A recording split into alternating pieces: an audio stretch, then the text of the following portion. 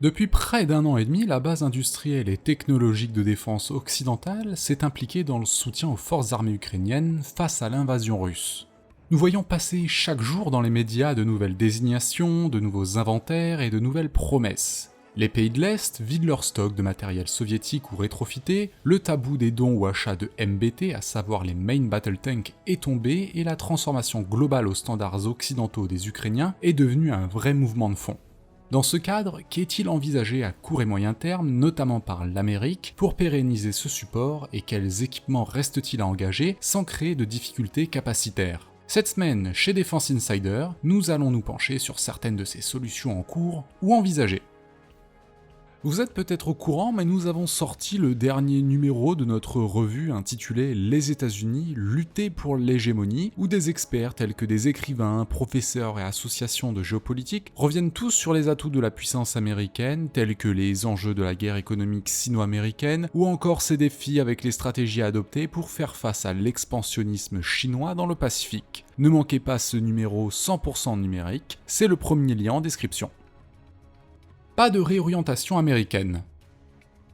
La priorité des affectations d'équipements et de troupes de la dernière décennie donnait la part belle au théâtre Indo-Pacifique, et ce d'autant plus avec le mandat de Donald Trump. La décision russe de se lancer dans l'entreprise d'une invasion que certains considèrent comme une surprise stratégique n'a pourtant pas fait dévier la politique américaine. L'Indo-Pacific Command continue de drainer la majorité des forces de Washington, un mouvement se renforçant avec la refonte de certains pans du Department of Defense, comme la réorganisation de l'US Marine Corps. On notera le besoin dans le domaine anti-aérien et l'inquiétude sur le futur manque de missiles pour les systèmes en service côté ukrainien. Le nombre limité à 15 pour l'instant de bataillons de missiles Patriot alignés par l'US Army et le renforcement de leur nombre sur les emprises japonaises par exemple est l'un des facteurs. N'espérez même pas voir de nouveaux lanceurs THAAD arriver en Europe et effectuer de la défense antibalistique face aux Iskander. Entre le prix du missile et l'aspect politique du déploiement, cette voie n'est en l'état pas exploitable. Du côté du soutien des forces spéciales, la fin du tout contre-terrorisme et la réorientation vers l'action directe permet à l'EUCOM, European Command, de récupérer du personnel pour effectuer de la formation et du renseignement, basé sur des rotations de 9 mois sur le territoire européen. De plus, le renforcement des détachements opérationnels de 12 à 16 opérateurs, ainsi que l'intégration du 75th Rangers avec sa nouvelle doctrine de guerre électronique et cyber, participent à ce mouvement de réadaptation de l'US SOCOM, à savoir les Special Operations Command, à la situation ukrainienne. On peut ajouter que l'état des infrastructures américaines en Europe permet d'engager une logique de stockage de matériel à destination de leurs alliés à l'est de l'Europe. Cette dimension est notamment représentée par les APS Army Preposition Stocks en Allemagne, en Pologne et dans l'historique camp d'Arby en Italie du Nord. Le cas des missiles.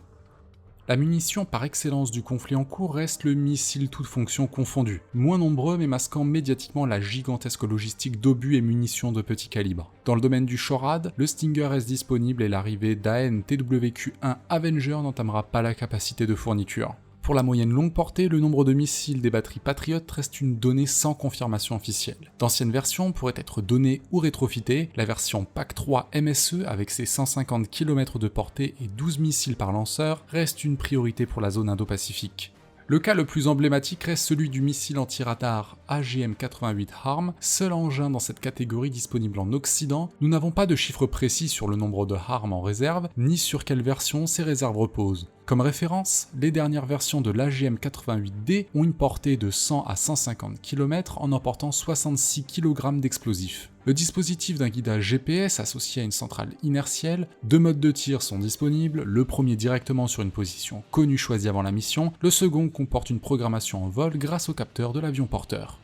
En l'état, les livraisons au profit des Ukrainiens d'août 2022 ont comporté une intégration en moins de 2 mois sur MiG-29 et le Su-27.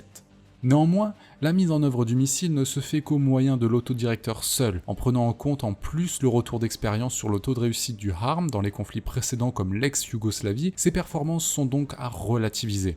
En projetant sur un futur proche avec les intentions de cession de F-16, la donne changera radicalement, l'aéronef et ses pods étant conçus pour assurer ses missions SEAD.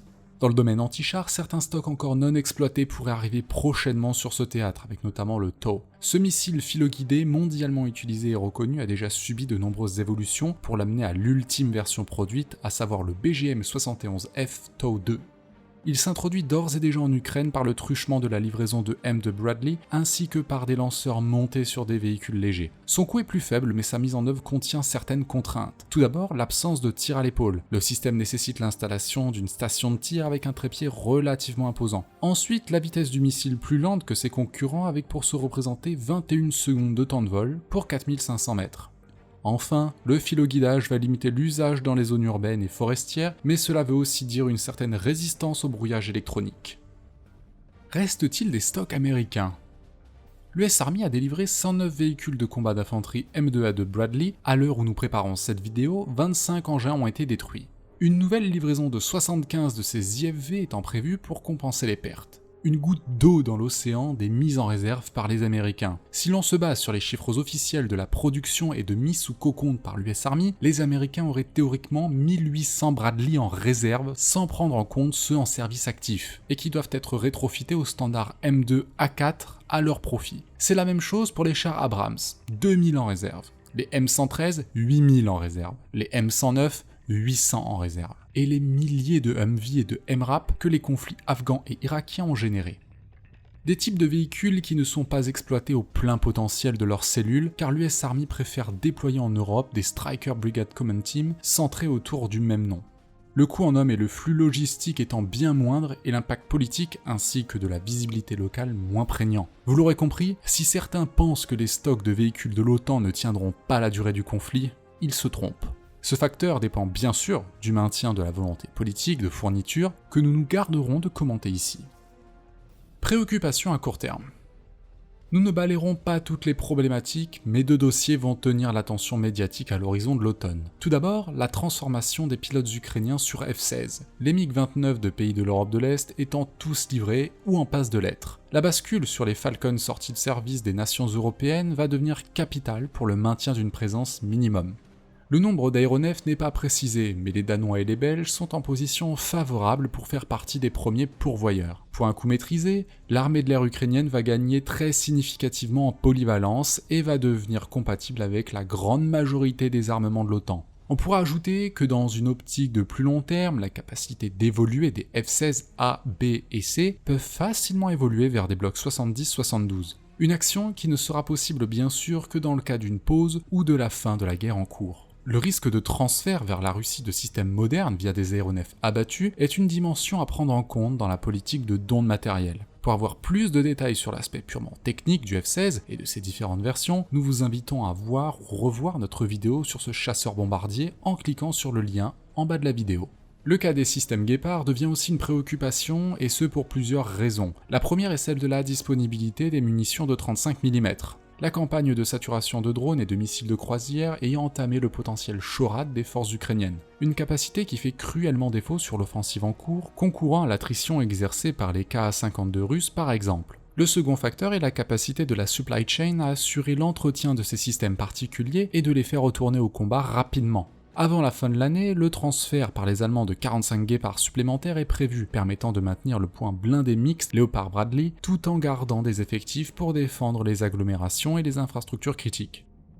Pour conclure, l'industrie de l'armement occidental se met en ordre de marche lentement, créant l'incompréhension de l'opinion publique au vu de la rapidité d'évolution du conflit. Les Européens basant leur soutien sur des systèmes en sortie de service ou sur des échantillons de systèmes éprouvés, à l'instar de l'annonce de la Lituanie de son achat de 2 NASAMS fabriqués par le Norvégien Kongsberg pour les délivrer directement à l'Ukraine.